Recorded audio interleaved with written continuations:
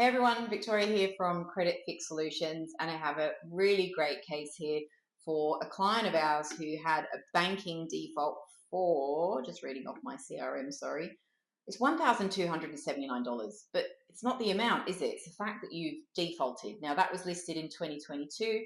He stood to not be able to obtain the finance he needed for him and his family until 2027.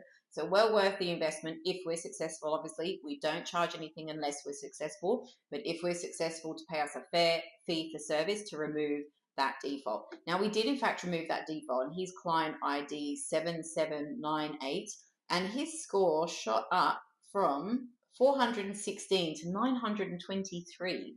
So there you go. That's how much a default can impact you. Don't get stuck on score though. So many people call us every day going, oh, my score's low, can you fix it? It's not your score really, if we think about it, although score is important.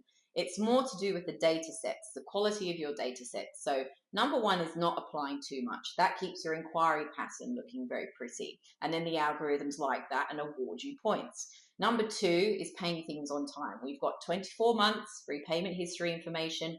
Make sure you're paying in time, and if you have any troubles, then get in touch with your lender for financial assistance options. And then number three is something like this client, which is a default for 5 years. And then you've got court actions for 5 years, and they severely impact score. But we've seen people with defaults that are old and quite small with a score of 850 and 900. And for those of you who maybe just listening in and don't know much about credit reporting, scores go from 0 to 1200 with Equifax. And sitting at 650 and above is really, really important for the best lending options.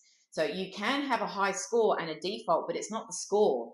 The lender is seeing the default, and it's the default that they don't like, and it's the default that most likely will get you automatically declined. So make sure you're using a local mortgage broker before you apply for loans, or finance broker. There's plenty of them out there. They're fantastic. Just make sure they're accredited with a mortgage association, and then let them look at all of your scenario together holistically, because they will not apply for a loan without knowing that you are going to get approved. So they'll be able to give you your top 3 options, for example, and then you get to pick and choose which lenders you would like to go with.